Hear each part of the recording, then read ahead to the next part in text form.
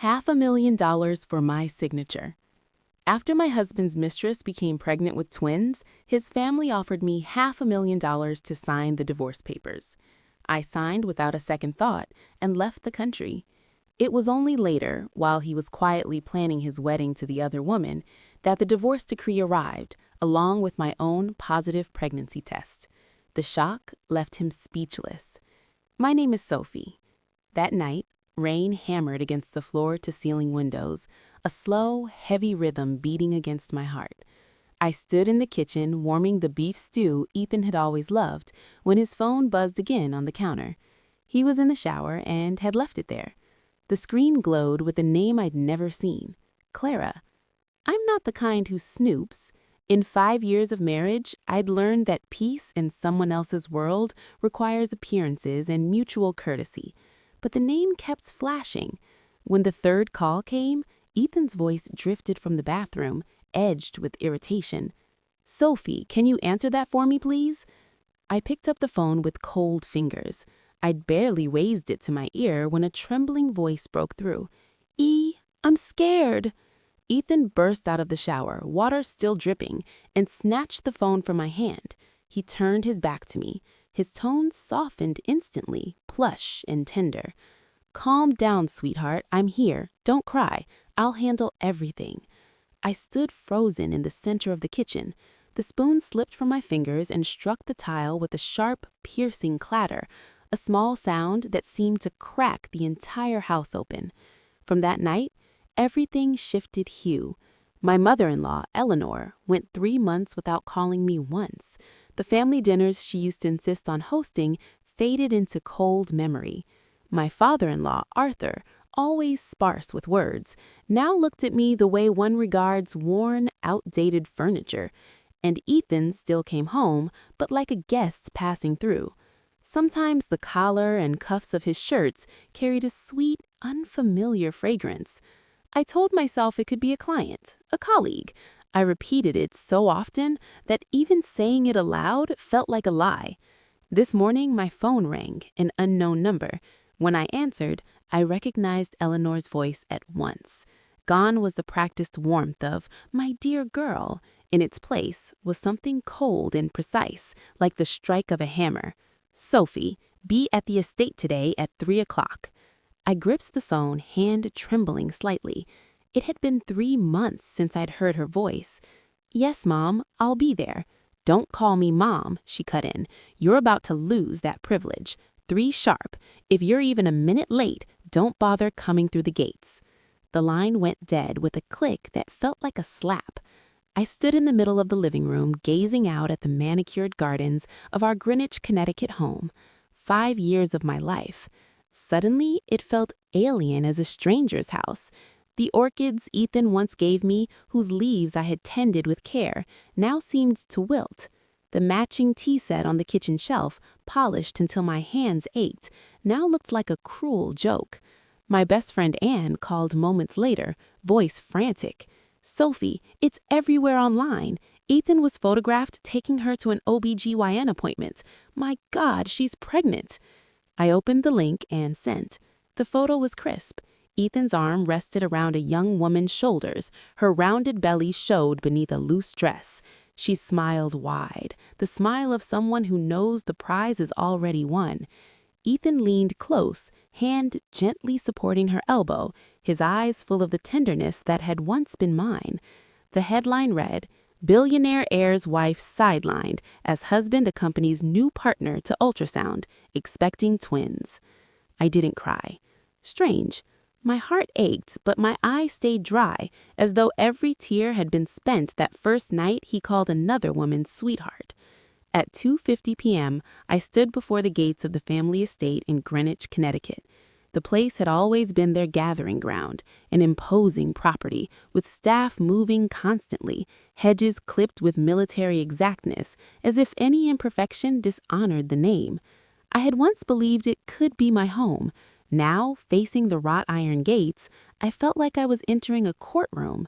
The gatekeeper, Mr. Henderson, opened them for me. He met my eyes with the faintest trace of pity. "Miss Sophie, Mrs. Montgomery is in the study." "Thank you, Mr. Henderson." I walked the long hallway, heels echoing with every. I could not contact any journalists. I could not use the title of ex-wife for personal gain. And finally, a clause that froze me to the core. Upon signing, you have 7 days to leave the United States. You may not return for 3 years. I looked up. You want to exile me? Eleanor answered without a flicker of hesitation. It's for your own good. What would you stay here for? To watch Ethan marry someone else? To see them with 2 children in their arms? Take the money and start over. It sounded almost like concern, but I knew better. They feared my presence would be an inconvenience, a lingering shadow, a blemish on their pristine reputation, a complication for Ethan's new life. They wanted me gone cleanly, erased like a fate mark wiped away until nothing remains. I gripped the edges of the paper and asked slowly, "And if I don't sign?" Arthur's gaze darkened. "Then we'll go to court. But you know how that goes. You'll get nothing, no money, and you'll leave with a ruined reputation. Whose side do you think the public will take? A woman who can't have children can be blamed for anything." A shiver passed through me. Not fear, but a deep, icy clarity. The clarity of seeing how easily wealth and influence could turn white to black, how one woman could be crushed beneath the weight of money and narrative. Eleanor delivered the final seal. "Choose your path, but remember, your dignity is also this family's dignity. Don't make things difficult for us." I looked at the 2 people before me and suddenly remembered the early days of my marriage. Eleanor had taken my hand and said, "Now that you're here, you're part of the family." I had believed her, believed so completely that I'd forgotten one simple truth. In this world, even family comes with an expiration date. I stood, bowed my head with the expected formality. "Excuse me, I'm asking for 3 days to think it over." Arthur nodded. 3 days, not one more. I turned and walked out. As I crossed the long hallway, my legs felt strangely light, as though they barely touched the floor. When I reached the courtyard, rain began to fall. The drops struck my face, cold and sharp. I stood beneath the portico for a moment, unsure whether it was rain or tears that clung to my lashes.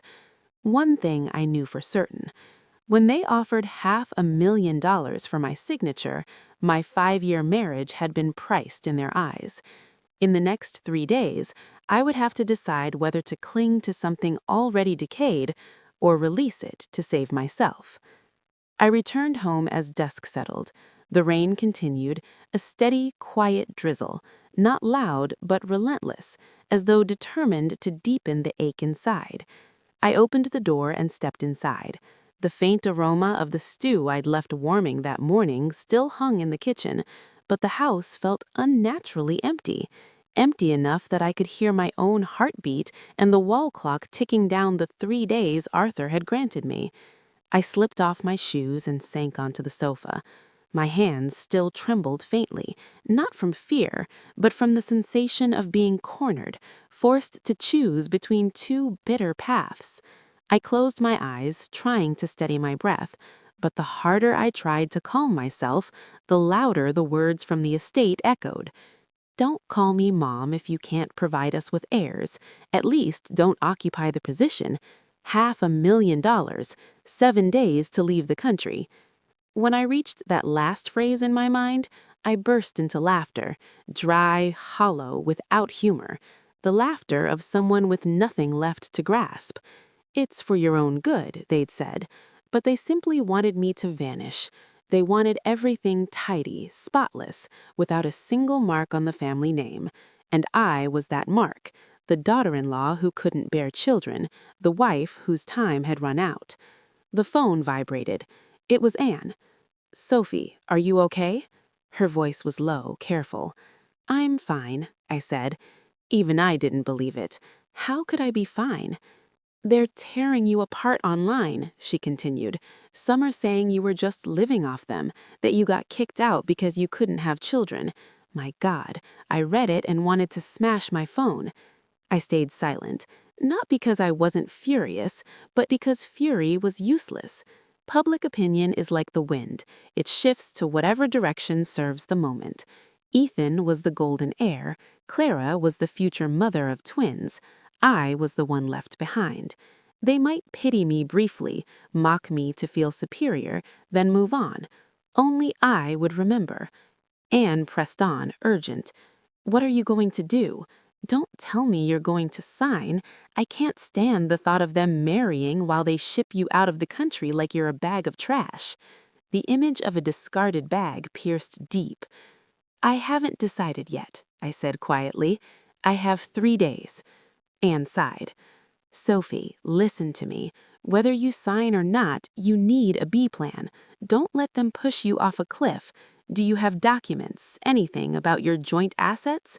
Take pictures, save everything, and please eat something. If you fall apart, they'll be the ones who win.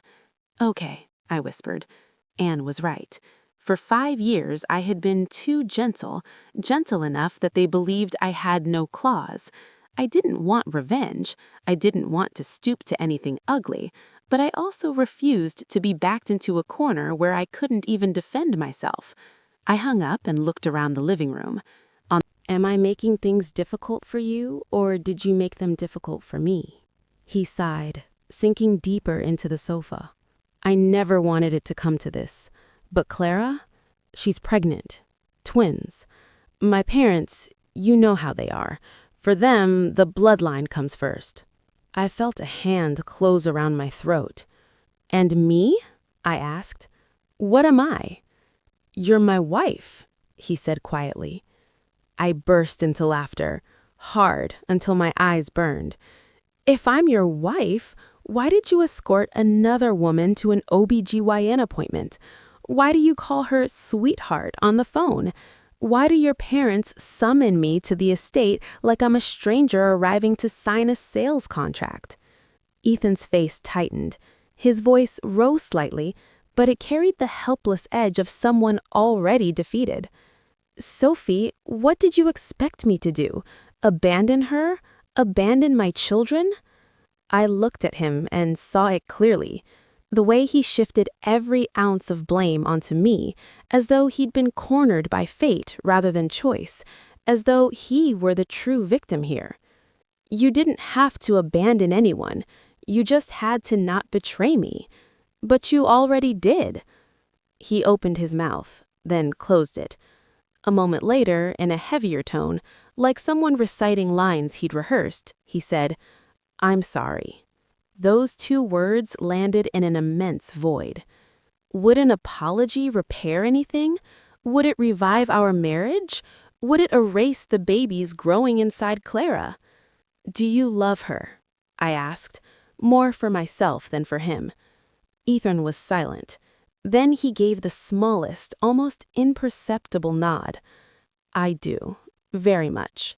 My heart didn't break sharply anymore. It simply sank, heavy as a stone settling to the riverbed. When the man you love admits he loves someone else, every effort you made suddenly feels weightless. I stood and walked to the kitchen for a glass of water. My hand trembled as I held the glass. I turned my back to him so he wouldn't see the red rimming my eyes. I spoke with surprising calm. You came here to tell me to sign, didn't you? Ethan rose and followed, keeping a careful distance. Sophie, I don't want you to suffer. Sign it. Take the money. Go abroad. Start over. Staying here will only hurt you more. I turned and faced him. Are you saying that because you're worried about me, or because you're worried about your reputation? He hesitated. Just a second, but it was long enough. I set the glass on the counter and said slowly, In 5 years as your wife, I never asked for houses or cars. I never put you in a difficult position with your parents. I asked for one thing only, loyalty, and you couldn't give it. He lowered his head. I'm sorry. I sighed. I no longer wanted to argue. The more I spoke, the more dignity I would lose. I asked one final question, like driving the last nail.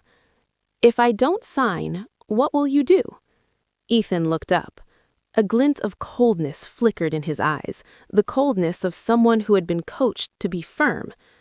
Sophie, my father has already hired lawyers. Don't make this worse. I understood. If I refused to sign quietly, they would turn to the courts, and when they did, they would have the money, the attorneys, and public opinion on their side. I would have nothing but empty hands and the stigma of being unable to bear children. That night, Ethan slept on the living room sofa. I lay in our bedroom staring at the ceiling. Sleep refused to come. I could only hear the rain and the steady beat of my own heart, wondering where I had gone wrong. Was it because I couldn't have children that I deserved to be traded for cash? In the end, is a woman's worth always measured by her womb? Around midnight, a text from Anne lit up my phone. Don't let them break you. If you have to leave, leave with your head high. I read the words and finally let the tears fall onto the pillow. I didn't want to be broken. I didn't want to become the bitter woman who ruins her ex-husband's wedding. I simply wanted justice. But life is rarely just. I opened the closet and took out a small wooden box. Inside were my medical records from the past 5 years. Test results, prescriptions, documents that proved how desperately I had tried. I lifted each page, heart aching. If I signed, I would lose my husband. If I didn't, I might lose my honor. 3 days. They had given me 3 days. I lay back, hugged the pillow, and whispered to myself, Sophie, don't let yourself fall. Not for anyone, for yourself.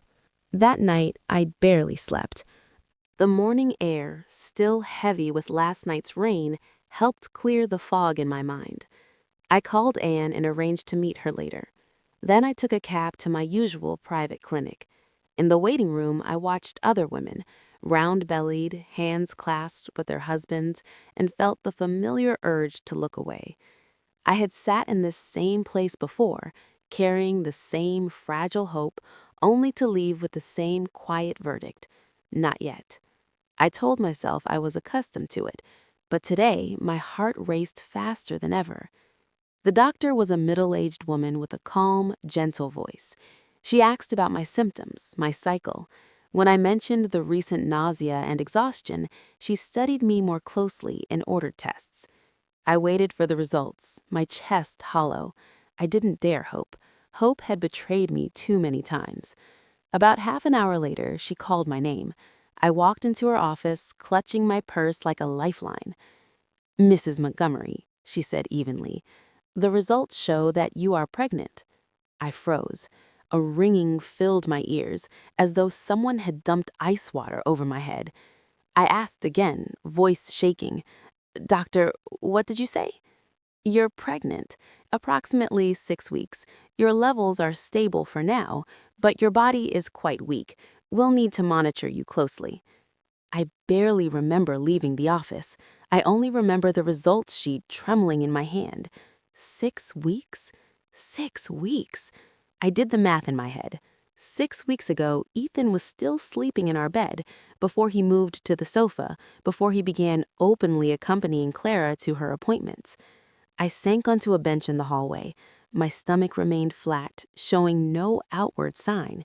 Yet inside me, a tiny life was growing. 5 years of longing, 5 years of waiting.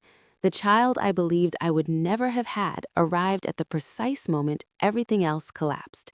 I wanted to laugh and weep at once, laugh with joy, weep with bitterness. Why was life so cruelly ironic? If this baby had come even a little sooner, would anything have changed?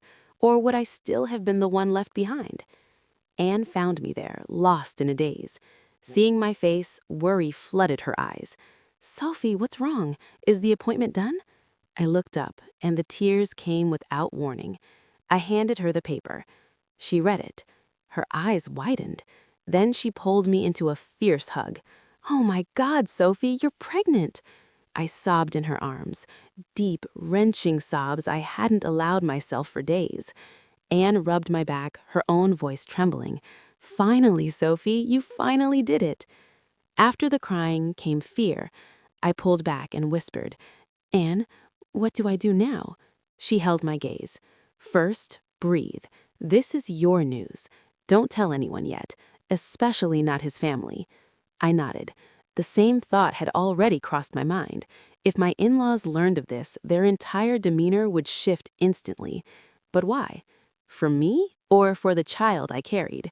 And if they knew, would they leave me in peace, or would they try to claim this baby as though it were family property?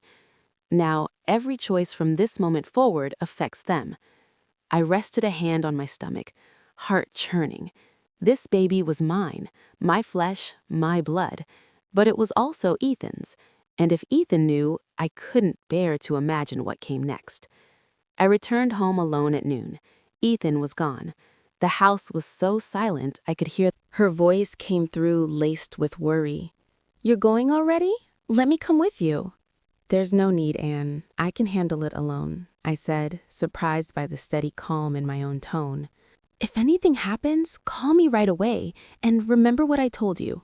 "I remember." I ended the call. I gazed out the car window. The city hummed with morning life, people hurrying through their routines, unaware that inside this quiet car, a silent goodbye was unfolding, one that would reshape my entire future. The estate appeared unchanged from the day before, silent, grand, unyielding.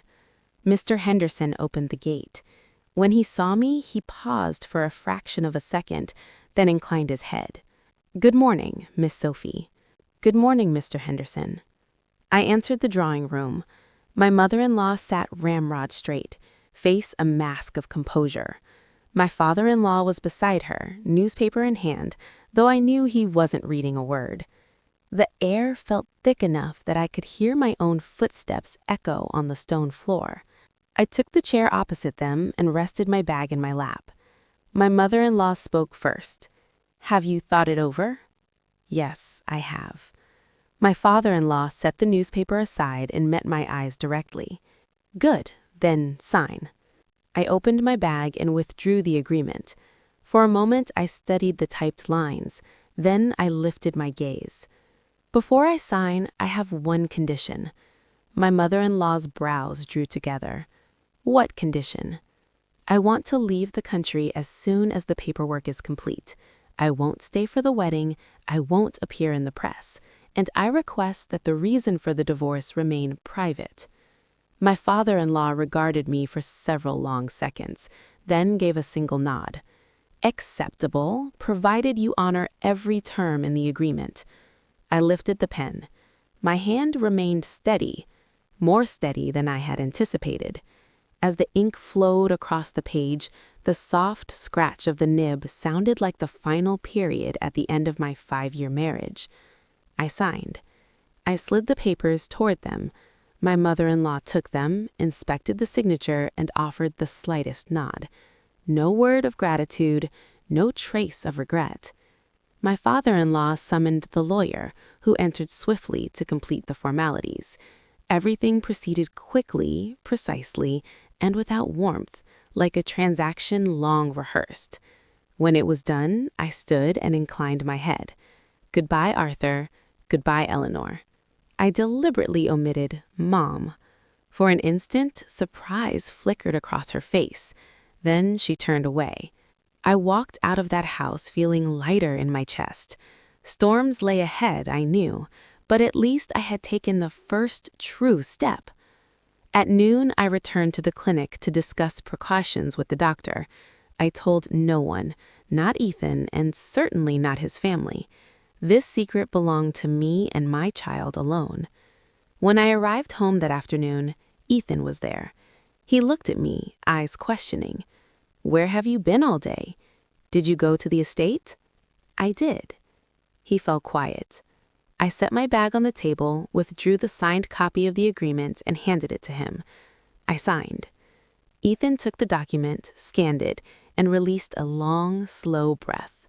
In that moment, the unmistakable relief on his face squeezed my heart, and at the same time strengthened my resolve.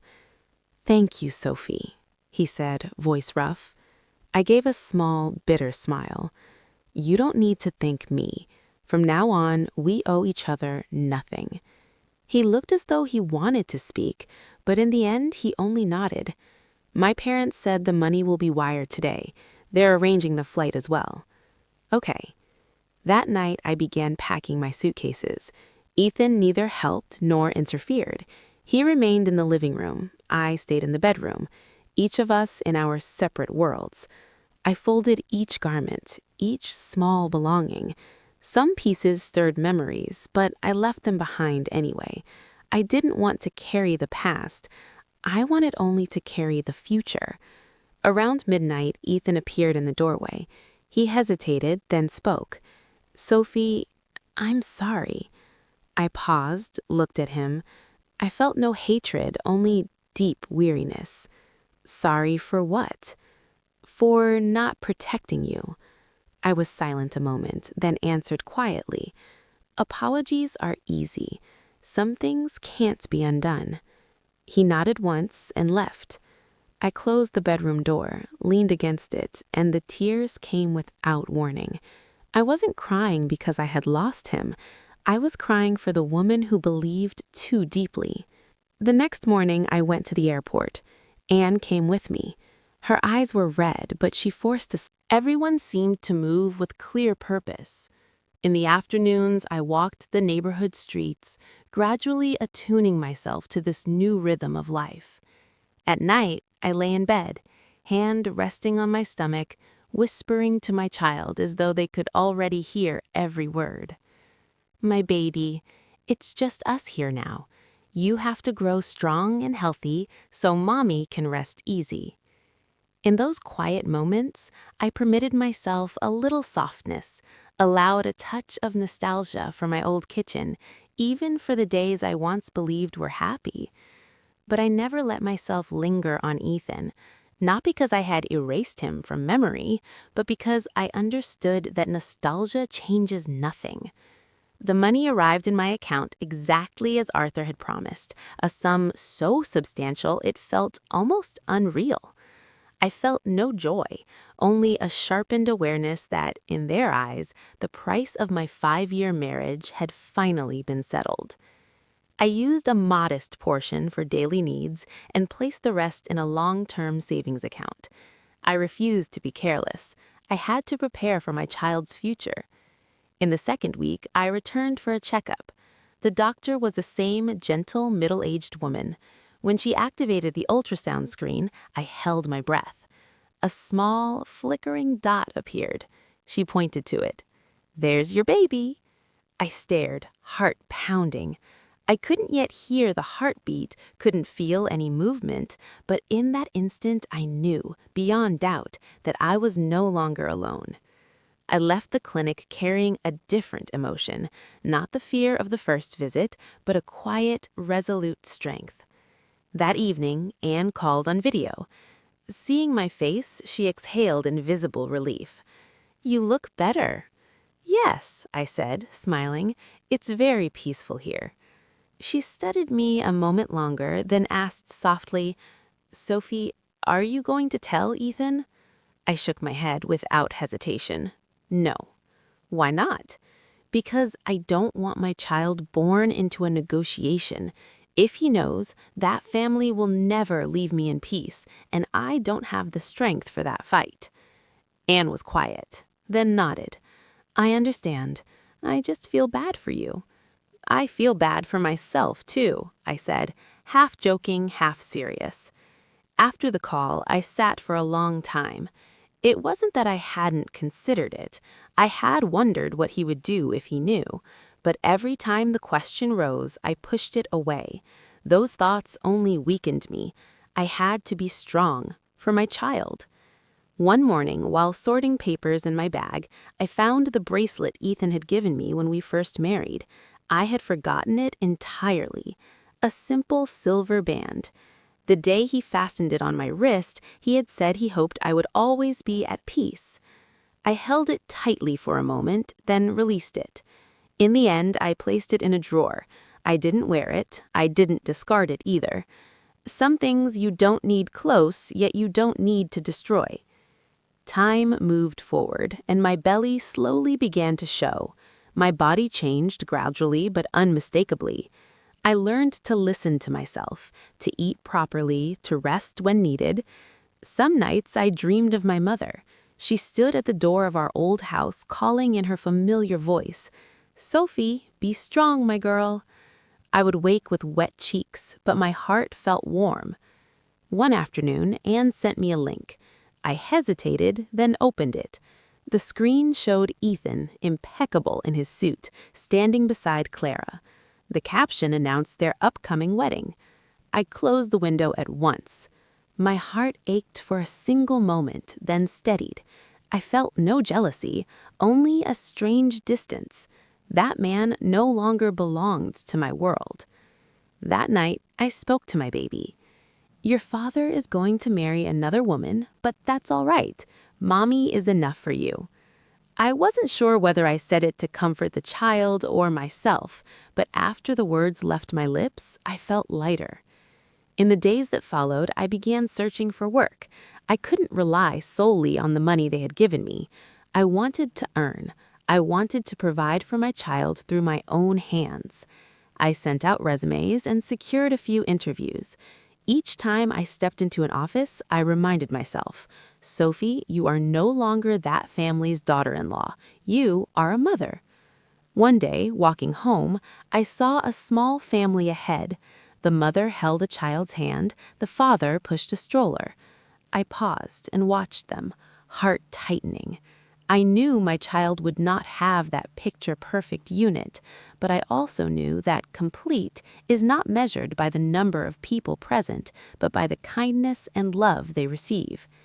That night, I opened the small journal I had brought from home and wrote, "Today you grew a little bigger.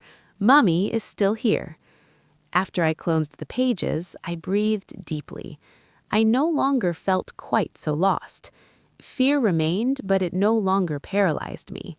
In this foreign place, I was relearning how to live without leaning on anyone, without waiting for anyone's pity. I don't know what the future holds, but since my child arrived, I have a reason to keep moving forward. No matter how hard the road, I will walk it. I stood by the window watching the streetlights glow and whispered like a vow, "Don't worry, my baby. Mommy won't let anyone hurt you." Time passed faster than I expected. Almost without noticing, I entered my 4th month of pregnancy. The baby bump had become unmistakably visible, no longer a subtle hint, but a real, intimate presence. Every morning, the first thing I did was rest my hands on my belly, listening to my body in a ritual that had quickly become second nature. My new job kept my days full. It was a small company, nothing grand, but the atmosphere was calm, the colleagues courteous. They asked few questions about my past. They cared only about what I could contribute. I cherished that simplicity. Here, I wasn't the daughter-in-law of a powerful family, nor the discarded wife. I was simply Sophie, a woman determined to live with dignity. That afternoon, as I straightened my desk, my phone rang, an unknown number. I hesitated, then answered. A man's deep voice, familiar yet distant. "Is this Sophie?" My heart paused. "Yes, this is she." "It's Mr. Henderson." I was stunned. Mr. Henderson, the gentle gatekeeper of the estate, the man who had always addressed me as Miss Sophie with quiet respect. "Mr. Henderson, how are you?" A sudden lump rose in my throat. He was silent for a few seconds, then spoke more softly. "I'm calling because young Mr. Ethan hasn't been doing well lately." I gripped the phone tighter. Not doing well? In what way? But I didn't press the question. I feared it would expose the concern I had worked so hard to bury. "I don't mean to interfere," he continued, "but I've watched him grow up. Since you left, Miss Sophie, young Ethan has been drinking heavily. And his mother, she isn't happy either. I closed my eyes. The image flashed vividly. Ethan alone in the dim living room, a bottle of whiskey beside him under a single yellow lamp. I had seen it before. I had worried before. But that was another life. I just wanted to tell you, Mr. Henderson sighed, you take care of yourself. What's past is past. Yes, I whispered. Thank you for your concern. I ended the call and sat motionless for a long time. I felt no satisfaction in hearing that Ethan was struggling, no trace of vindication. Only an old sadness stirred briefly, then settled once more. Some bonds, even when feelings linger, simply cannot be repaired. That same afternoon, Anne called, voice taut with urgency. Sophie, I just learned something. What is it? Ethan's wedding, there's been a complication. Clara suffered a placental abruption. Her family is in turmoil. Your mother-in-law has ordered absolute bed rest. She won't let Clara move anywhere. I went quiet. Anne hurried on. I'm telling you so you can be ready. I'm worried they might start thinking about you again. I placed my hands on my belly and drew a steady breath. I know, but I'm not going back. I know, but if they find out you're pregnant, I shook my head, even though she couldn't see. No one knows, and I won't let them find out. I hung up, my heart heavier, not from fear for Clara or my former family, but from the quiet dread that the fragile life I was building might be threatened. I had chosen this path. I would protect it to the end. That night, I went for a routine checkup. The doctor allowed me to hear the baby's heartbeat for the first time. The steady thump, thump, thump, thump filled the small room. I froze. Tears streamed down my cheeks before I could stop them.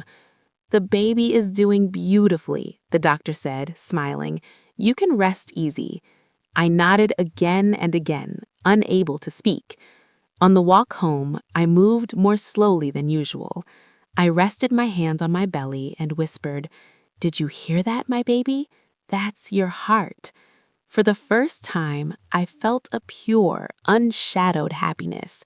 This child needed no family name, no inheritance.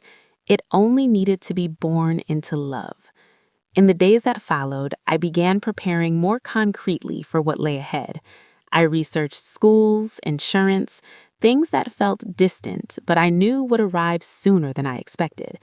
I wanted to be ready when my son was born, not scrambling in panic. One night, while folding tiny baby clothes I had purchased, the phone vibrated again. This time, it was Ethan. I stared at his name on the screen for a long moment. My finger hovered, then pressed accept. Sophie. His voice sounded worn, drained. How are you? I swallowed. I'm fine, Ethan. Mr. Henderson told me you're working now. Is everything going well there? He was quiet, then spoke in a low murmur. Sophie, I'm sorry. Those two words no longer cut the way they used to. They only left me weary. Did you call just to say that? No. He paused. I wanted to know if you hate me. I looked out the window. Streetlights cast a soft yellow glow. I spoke slowly. I did hate you, but not anymore. I'm just tired. He sighed. Sophie, if I'd had been stronger back then. There are no ifs, I interrupted gently. You made your choice. I made mine. He fell silent for a long time. Then, voice thick, he said, Take care of yourself. You too. I ended the call before he could say more. My heart raced, but the storm inside had passed. I had crossed that final line. I no longer needed his apologies to keep moving forward. That night, I dreamed. I was in a small kitchen bathed in sunlight. A child ran to me, wrapped arms around my legs, and called, Mommy. I knelt, lifted him into my arms, and felt an overwhelming peace. I woke smiling. The fear of tomorrow had faded. I knew that no matter how difficult the days became, I would endure. My belly was now prominent, impossible to conceal beneath even the loosest clothing. Every time I stood before the mirror, I lingered a little longer, studying the woman reflected there, both unfamiliar and deeply known. My eyes carried a different light now. Gone was the quiet resignation of a wife desperate to preserve a family. In its place was the steady calm of a mother ready to shield her child at any cost. Work remained steady. My boss, a reserved but kind middle-aged man, knew I was pregnant. He had simply said, "Do what you're able. Your health comes first." Those words warmed me more than I could express. Here, no one inquired about my former life. They only asked if I was all right in the present. I valued that simplicity more than I could say. That afternoon, as I organized my desk, my phone rang. Anne's voice came through, urgent and tight. "Sophie, listen to me carefully." "What is it?" My heart began to race before she even answered. "Your old family, they know." I froze. "They know what?" "They know you're pregnant." A ringing filled my ears. I gripped the edge of the desk. "How?" "It was Mr. Henderson," Anne said quietly. "Not on purpose. He called to check on you, and your mother-in-law overheard the end of the conversation. She grew suspicious and had someone investigate. Sophie, they're in an uproar." I closed my eyes. The very thing I had dreaded most had finally come to pass. I drew a slow, deliberate breath, forcing my voice to remain even. "Does Ethan know?" "Yes," she replied, her tone grave. "And I'm going to be direct. They're planning to come see you." "Come see me?" I repeated, the words tasting strange on my tongue. "Yes, your mother-in-law insists the baby is their grandchild and cannot be lost." I released the desk and sank into my chair. A cold shiver traced my spine. I had signed the divorce, left the country, surrendered everything, and now they wanted the one thing I still possessed. "Sophie, you need to prepare," Anne urged. "This time it won't be simple." I ended the call and sat motionless as the office slowly emptied around me. I placed my hand on my belly. For the first time in months, fear gripped me, not for myself, but for my child. I didn't know exactly what they would attempt, but I knew one truth. If they wanted a battle, they would not fight gently. That night, Ethan called. I stared at his name on the screen for what felt like forever before I answered. "Sophie." His voice was hurried, strained. "Listen to me."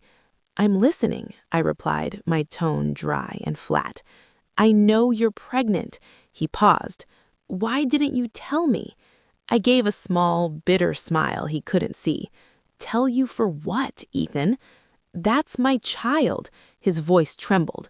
"I have a right to know." "A right?" I echoed the word slowly.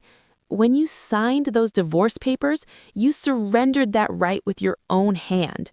"I didn't give up my child," he said, voice rising. "I gave up on you, but my child is my blood." A sharp pain pierced my chest. I fought to keep my voice level. "What do you want?" He was quiet for a moment, then answered. "My parents want to meet with you. They want to talk." I let out a joyless laugh. "Talk, or take my child." "Sophie," he sighed, "don't assume the worst. They simply want to acknowledge their grandchild." "Acknowledge their grandchild," I tightened the grip of the phone. "And me? What do they expect me to do? Give birth and hand him over?" Ethan didn't reply. That silence was the clearest answer he could have given. "Listen carefully," I said, each word measured and deliberate. "This baby is mine. I'm the one carrying him. I'm the one who will raise him. No one has the right to take him from me." "Sophie, don't be so extreme," he said. "You're alone in a foreign country. How will you manage to raise a child? My family has the resources. The baby will have a better life." I felt a coldness settle deep in my bones. "So you admit that in your eyes, I'm not a capable mother? My voice shook with rising anger. That's not what I said, he replied quickly. I'm only thinking about the child's future. Are you thinking about the child or about your family? Ethan fell silent for a long time. Then, in a low voice, he said, Sophie, please don't make this difficult. My parents won't give up easily. I closed my eyes. Tears slid down my cheeks, but my voice held firm. Listen carefully. I'm not coming back, and I'm not giving up my child. If they want to sue, I will fight them to the very end. Sophie! I'm tired, I said. Don't call me again. I hung up. My body trembled. I had never imagined I would have to face them this way, but with my hand resting on my belly, I knew I could not yield. That night, sleep refused to come. I sat at my laptop researching laws, the rights of single mothers in this country, searching for lawyers. I refused to fight with raw emotion. My child deserved a clear-headed mother, not one lost to panic. The next morning, I took the day off work. I met with a lawyer Anne had recommended, a woman in her 40s with sharp eyes and a calm, measured voice. After hearing my story in full, she nodded. Legally, you are divorced and pregnant in a foreign jurisdiction. Custody of the child defaults to you. The father's family can apply pressure, but it will not be easy for them to remove the child from your care. But they are very wealthy, I said quietly. She offered a small, knowing smile. Wealth does not grant unlimited power. The key is that you stay calm and give them no leverage. I left her office feeling steadier, not because victory was certain, but because I understood I was neither helpless nor unarmed. That afternoon, Anne called again, her voice even more strained. Your mother-in-law says she's flying to see you this week. I drew a deep breath. Okay, I'll meet with her. Are you sure? I'm sure, I said. Beside her stood my former uncle-in-law, his eyes sweeping over me from head to toe, appraising. Hello, Eleanor, I said, inclining my head with careful politeness. Hello, uncle, I added, offering the same measured bow. My mother-in-law fixed her gaze on me, then let it settle pointedly on my belly. She said nothing at first, simply stepped inside, crossed to the sofa, and sat with perfect posture. My uncle-in-law gave a stiff, formal nod. I poured water for them, placed the glasses on the table before them, and took the seat opposite. The silence was so thick I could hear the steady thump of my own heartbeat. You've been very clever, my mother-in-law began, her tone flat and even. Getting pregnant and concealing it so thoroughly. I kept my composure. I had no intention of concealing anything. At that point, I was no longer your daughter-in-law. She gave a thin, bitter smile. Divorced or not, the child you carry is our family's blood. Do you truly believe you have the right to hide him? I folded my hands in my lap and answered slowly. Eleanor, I am the one who is pregnant. I am the one who will give birth. I have the right to decide when and how to speak. The right? Her voice sharpened. On what basis do you claim rights? Do you understand what surname this child will bear? I met her eyes directly. He will bear mine. My uncle-in-law's brow furrowed. Sophie, show proper respect. You were once part of this family. Do not forget that. I have never forgotten, I replied evenly, but I also have not forgotten how I was treated. My mother-in-law's fist struck the table, once, sharp. Do not dredge up old grievances. I am not here to quarrel. I am here to make matters clear. This child belongs to our family. We will accept him. Accept him how? I asked. After the birth, you may raise him for a time, she said, but in the end he must return to his father's family. We have the resources, a complete household, a father. What can you possibly offer him? A lump rose in my throat, but I forced the words out. I can offer him a mother's love and peace. Peace? She gave a short, scornful laugh. Can a child grow up in peace without a father at his side? I turned to my uncle-in-law. Uncle, what is your view? He exhaled heavily. I'll speak plainly, Sophie. You're young. You're alone abroad. Raising a child by yourself will be extraordinarily difficult. The father's family does not wish to steal your child. We wish only what is best for him. What is best for him? I asked quietly. Or what is best for your family's reputation?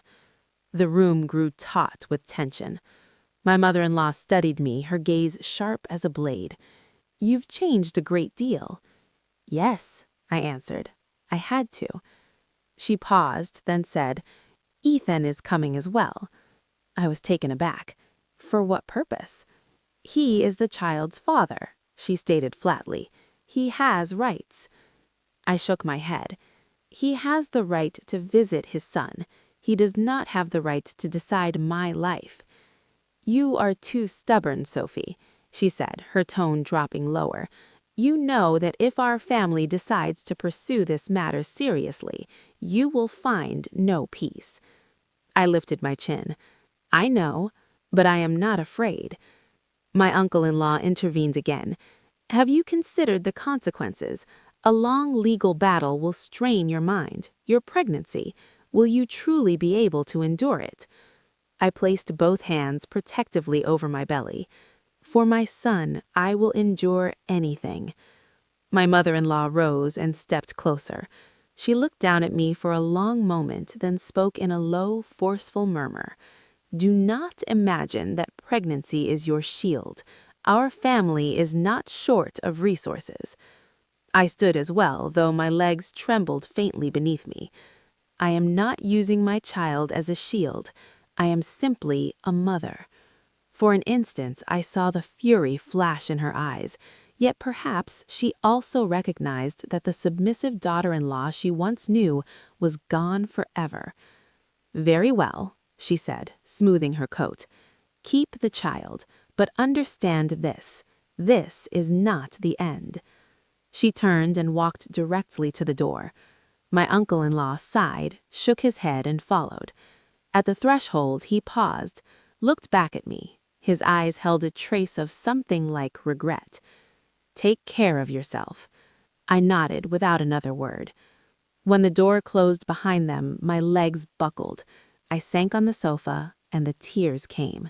Not from terror, but from the sheer release of tension that had been coiled inside me for hours.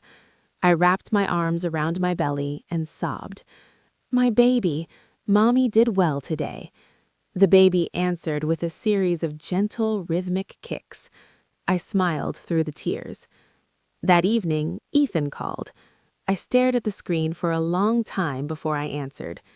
Sophie, he said, voice heavy with fatigue, I've arrived. I want to meet with you. Why? I want to talk properly about our son. I was silent for a moment. Okay, but only talk. No pressure.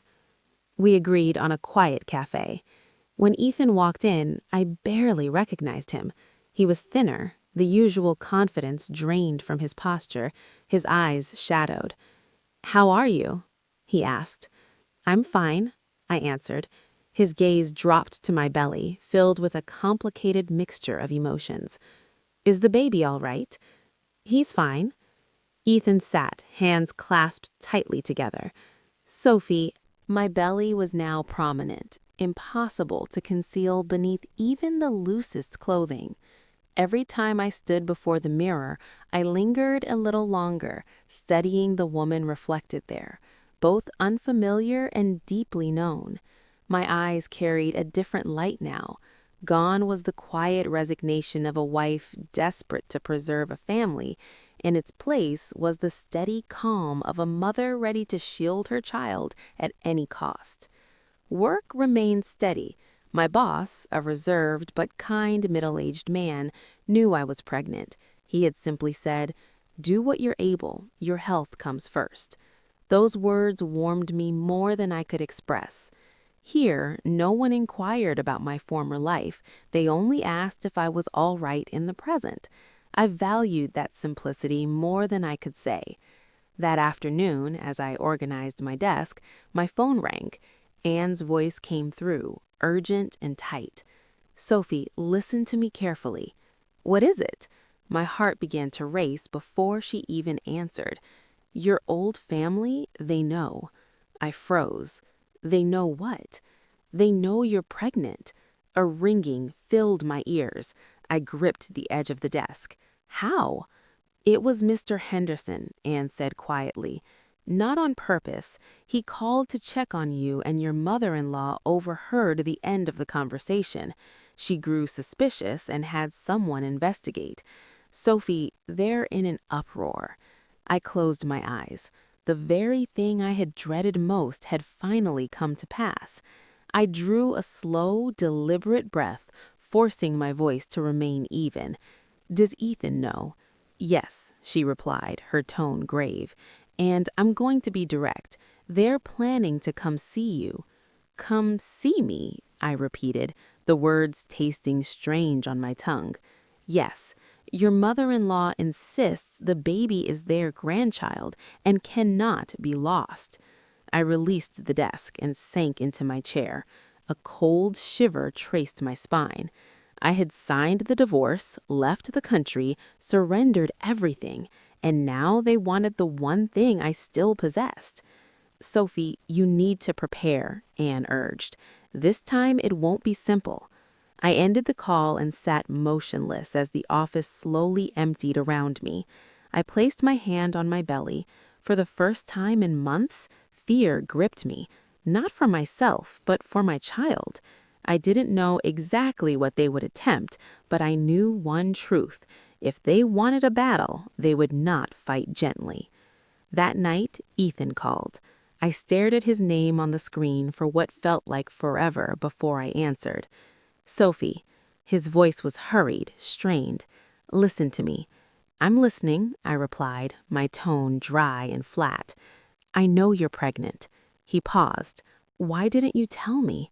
I gave a small, bitter smile he couldn't see. "Tell you for what, Ethan?" "That's my child." His voice trembled. "I have a right to know." "A right?" I echoed the word slowly. "When you signed those divorce papers, you surrendered that right with your own hand." "I didn't give up my child," he said, voice rising. "I gave up on you, but my child is my blood." A sharp pain pierced my chest. I fought to keep my voice level. "What do you want?" He was quiet for a moment, then answered. "My parents want to meet with you. They want to talk." I let out a joyless laugh. "Talk or take my child?" "Sophie," he sighed, "don't assume the worst. They simply want to acknowledge their grandchild." "Acknowledge their grandchild." I tightened the grip on the phone. "And me, what do they expect me to do? Give birth and hand him over?" Ethan didn't reply. That silence was the clearest answer he could have given. "Listen carefully," I said, each word measured and deliberate. "This baby is mine. I'm the one carrying him. I'm the one who will raise him. No one has the right to take him from me." "Sophie, don't be so extreme," he said. "You're alone in a foreign country. How will you manage to raise a child? My family has the resources. The baby will have a better life." A coldness settled deep in my bones. "So you admit that in your eyes I'm not a capable mother?" My voice shook with rising anger. "That's not what I said," he replied quickly. "I'm only thinking about the child's future." "Are you thinking about the child, or are you thinking about your family?" Ethan fell silent for a long time. Then, in a low voice, he said, "Sophie, please don't make this difficult. My parents won't give up easily." I closed my eyes. Tears slid down my cheeks, but my voice held firm. "Listen carefully. I'm not coming back, and I'm not giving up my child. If they want to sue, I will fight them to the very end." "Sophie." "I'm tired," I said. "Don't call me again." I hung up. My body trembled. I had never imagined I would have to face them like this, but with my hand resting on my belly, I knew I could not yield. That night, sleep refused to come. I sat at my laptop, researching laws, the rights of single mothers in this country, searching for lawyers. I refused to fight with raw emotion. My child deserved a clear-headed mother, not one lost to panic. The next morning, I took the day off work. I met with a lawyer Anne had recommended, a woman in her 40s with sharp eyes and a calm, measured voice. After hearing my story in full, she nodded. Legally, you are divorced and pregnant in a foreign jurisdiction. Custody of the child defaults to you. The father's family can apply pressure, but it will not be easy for them to remove the child from your care. But they are very wealthy, I said quietly. She offered a small, knowing smile.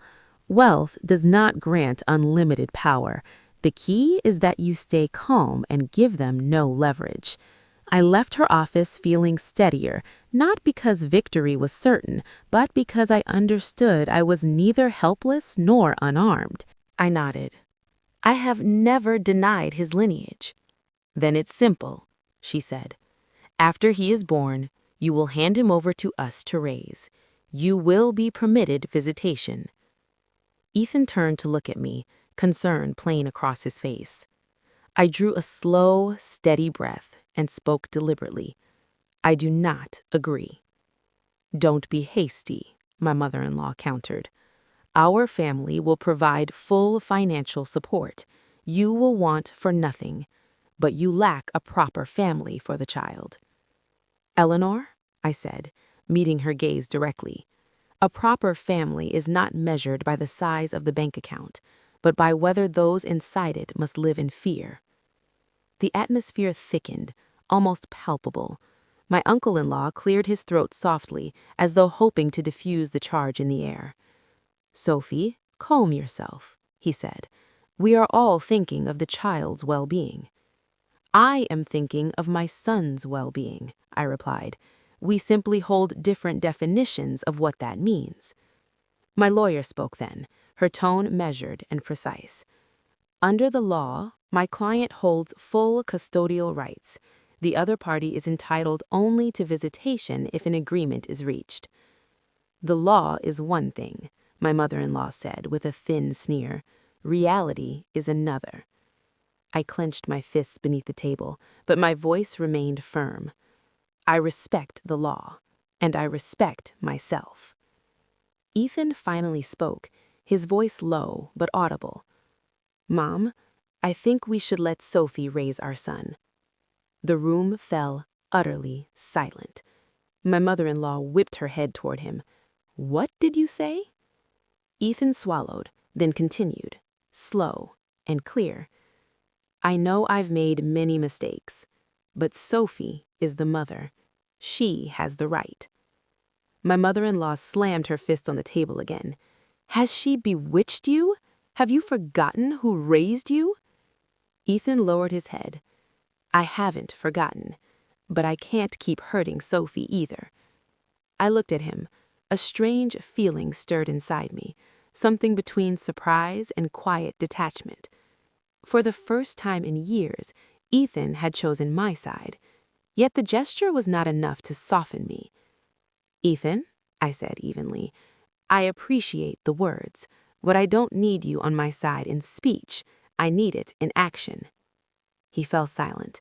My mother-in-law turned back to me, her eyes colder than before. You think a few words from Ethan settles this. Our family does not yield easily. I know, I answered, but neither do I. Their lawyer began outlining proposals, substantial financial support from the paternal family in exchange for shared custody, with the possibility of the child eventually residing primarily with his grandparents. I listened without interruption. When he finished, I shook my head. I do not accept shared custody.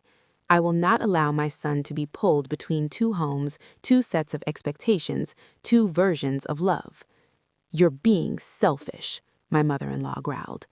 Perhaps, I said, but it is a selfishness born of protection. Ethan turned to me, voice almost pleading.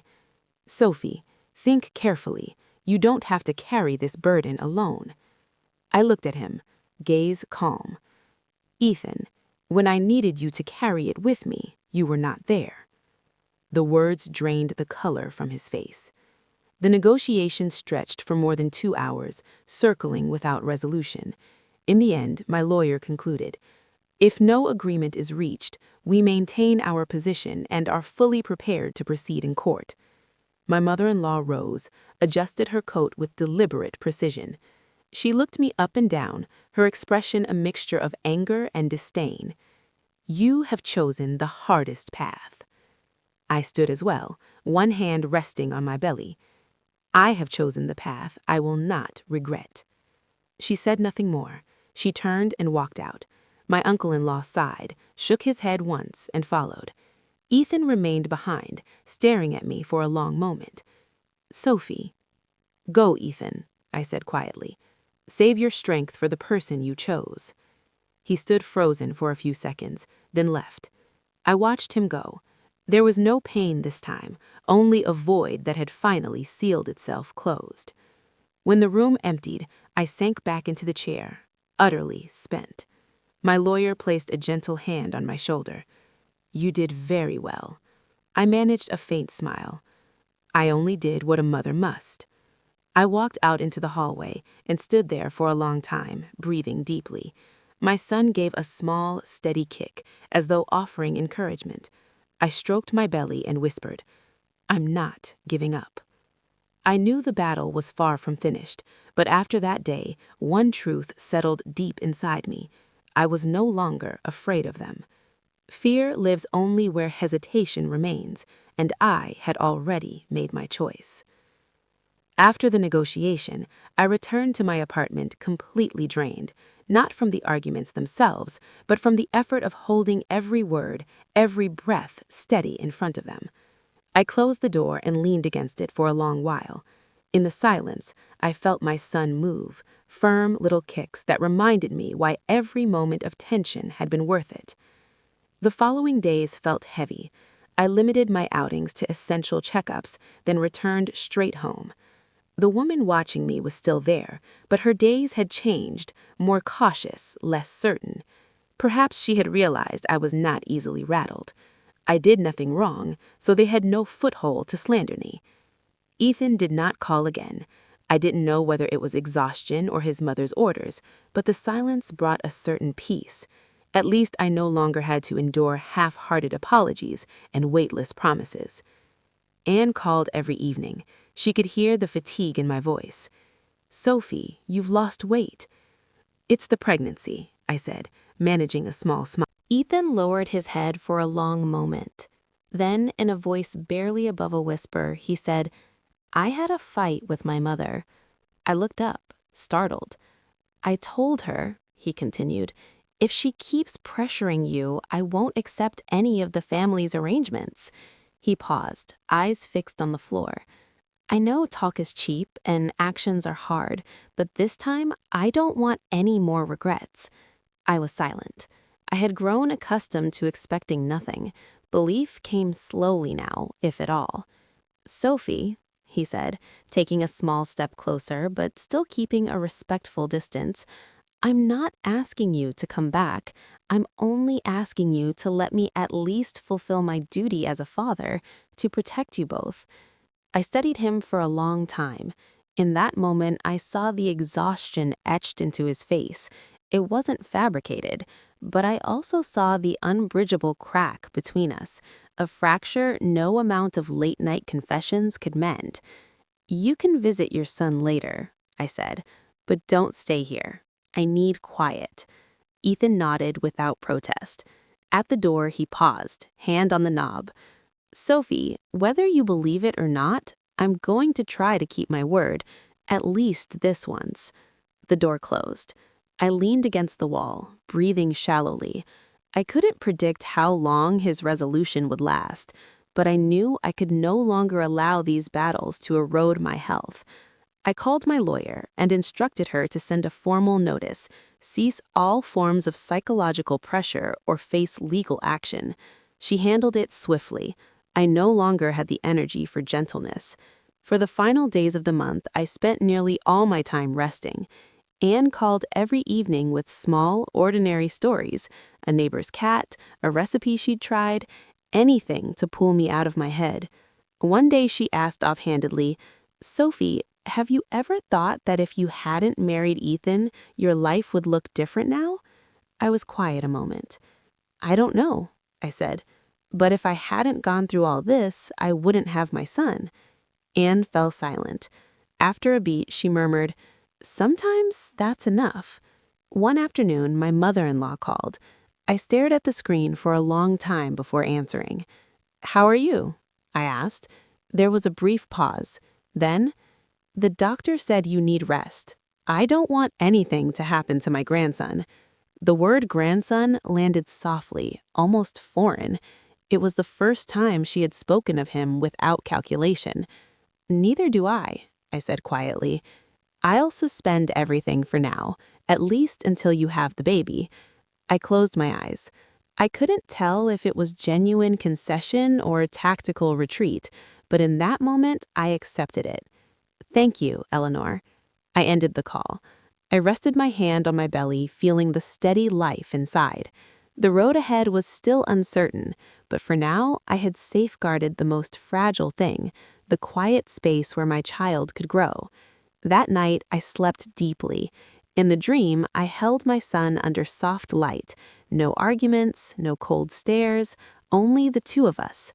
In the days that followed, the apartment regained an almost forgotten tranquility. The watcher at the cafe disappeared. The urgent lawyer calls ceased. I knew the peace wasn't permanent. They hadn't surrendered, but it was a reprieve, and for now, that was enough. I entered the 8th month.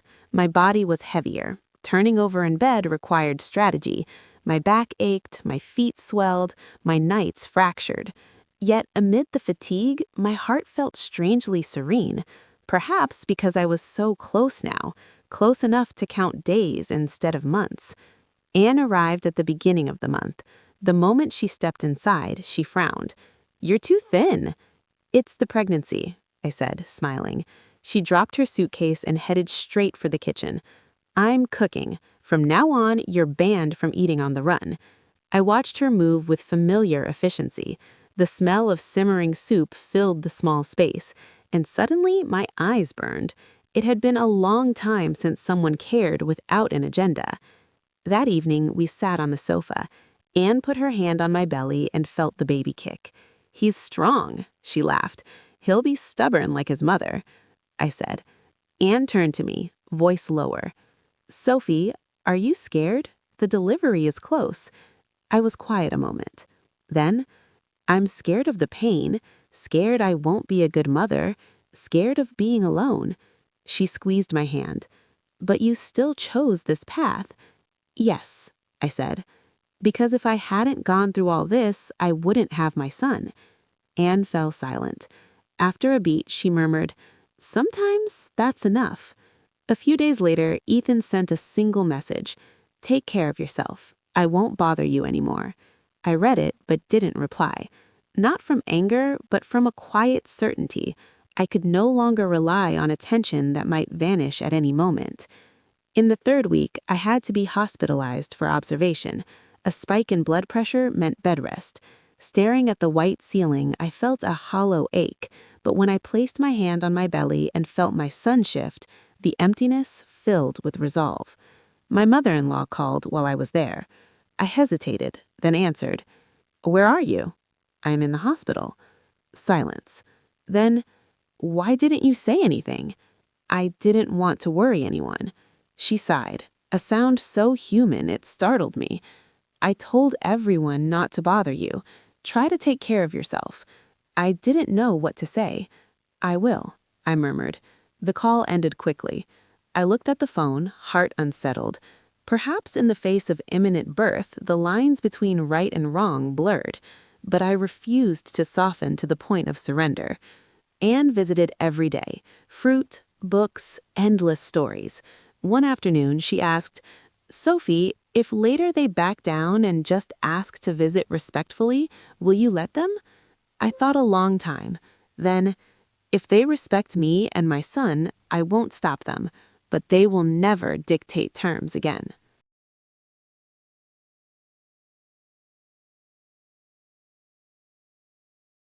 I nodded. I have never denied his lineage. Then it's simple, she said. After he is born, you will hand him over to us to raise. You will be permitted visitation. Ethan turned to me, concern etched clearly across his face. I drew a slow, measured breath and spoke deliberately. I do not agree. Don't be hasty, my mother-in-law countered. Our family will provide full financial support. You will want for nothing, but you lack a proper family for the child. Eleanor, I said, meeting her gaze without flinching, a proper family is not measured by wealth, but by whether those inside it must live in fear. The room grew taut, the silence heavy. My uncle-in-law cleared his throat softly, as though hoping to ease the charge in the air. Sophie, calm yourself, he said. We are all thinking of the child's well-being. I am thinking of my son's well-being, I replied. We simply hold different definitions of what that means.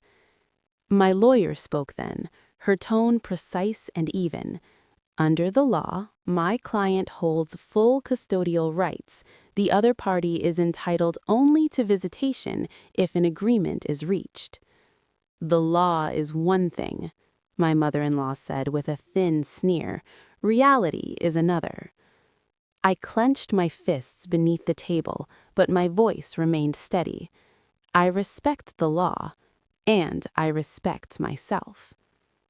Ethan finally spoke, his voice low but audible. Mom, I think we should let Sophie raise our son. The room fell utterly still. My mother-in-law whipped her head toward him. What did you say? Ethan swallowed, then continued, slow and clear. I know I've made many mistakes, but Sophie is the mother. She has the right. My mother-in-law slammed her fist on the table again.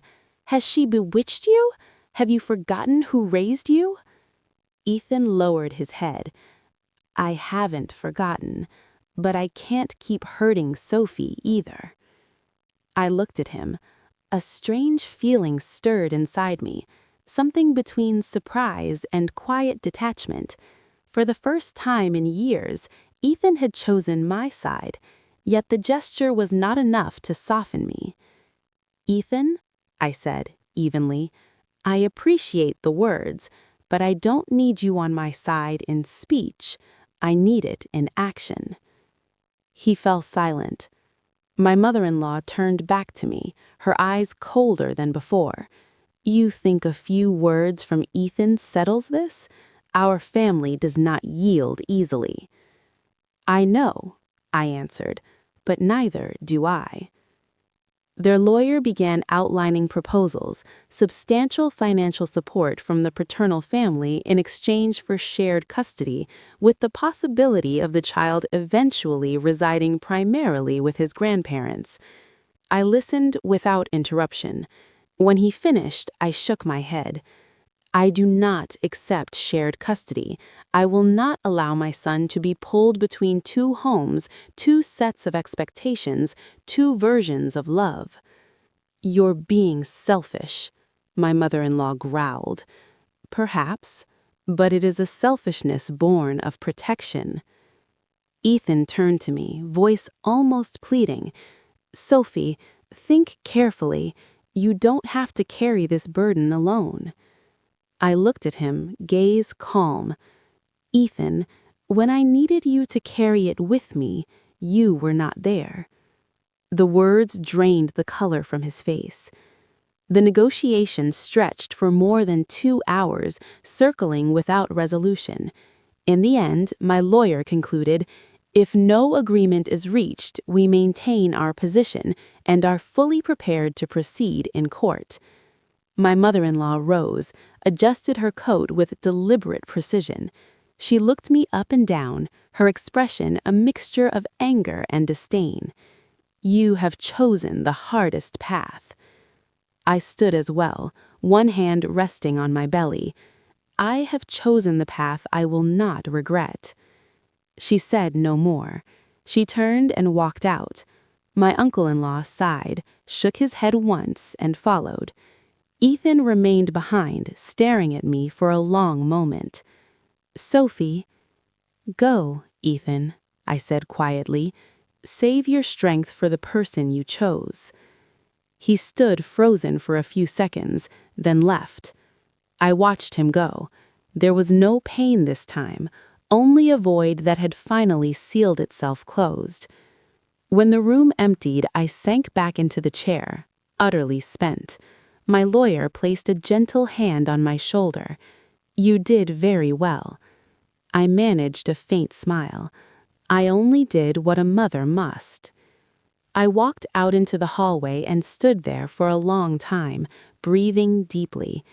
My son gave a small, steady kick, as though offering encouragement. I stroked my belly and whispered, "I'm not giving up." I knew the battle was far from finished, but after that day, one truth settled deep inside me. I was no longer afraid of them. Fear lives only where hesitation remains, and I had already made my choice. After the negotiation, I returned to my apartment completely drained, not from the arguments themselves, but from the effort of holding every word, every breath steady in front of them. I closed the door and leaned against. "He's the spitting image of you," she'd say. "Yes," I'd smile. "Stubborn like me." One morning, while my son slept, I stood by the window, watching sunlight spill across the floor. I thought about everything I had endured, the lost marriage, the humiliation, the nights I believed I couldn't go on. If I could go back, I would still feel every wound. I would still cry, but I would no longer wish the pain away, because without those losses, I wouldn't have my son. Ethan visited occasionally. He never lingered, never overstepped. Each time he came, he kept a careful distance, as though reminding himself of the boundaries he had finally learned to respect. I didn't hate him. I didn't cling to him either. I simply let everything rest where it belonged. One afternoon, when my son was a month old, I carried him out to the balcony. A gentle breeze moved across us. He opened his eyes and looked up at me, clear, steady, trusting. "My baby," I whispered, voice low. "I don't promise you a life without pain, but I do promise this. No one will ever force you to bow your head." He made a small sound, as though answering. I smiled. For the first time in years, I felt truly whole. Not because of money, not because of status, but because I had protected what mattered most. I stepped back inside and closed the door. Behind me lay the past. Ahead of me was my son, and from that day forward, I would live for no one else's approval. A woman's life is not measured by what she has endured, but by whether in the end she had the courage to stand and guard what is most precious. I once believed resignation was a virtue, that stepping back preserved peace. I was wrong. Some steps back do not lead to peace, they lead to the slow erasure of self. I was a wife who tried to fulfill every duty, a daughter-in-law who bowed her head to maintain harmony, a woman who blamed herself for not bearing children. But only when I faced the risk of losing the child inside me did I finally understand a painful truth. When you do not value yourself, no one else will. This baby was more than my flesh and blood. He was proof that women are not born to be sacrifices, not for reputation, not for another family's name, not for a man's weakness. Being a mother is not only about giving life, it is about taking full responsibility for our own lives and for the lives we bring into the world. If you are reading this and see yourself in it, a woman forced to yield, to understand, to sacrifice for the greater good, hear me clearly. No greater good is more important than your own worth. No one has the right to decide your life but you. Money can purchase silence, but it cannot buy peace. A family with every member present, yet no respect, will wound a child far more deeply than a home with one mother who loves fiercely.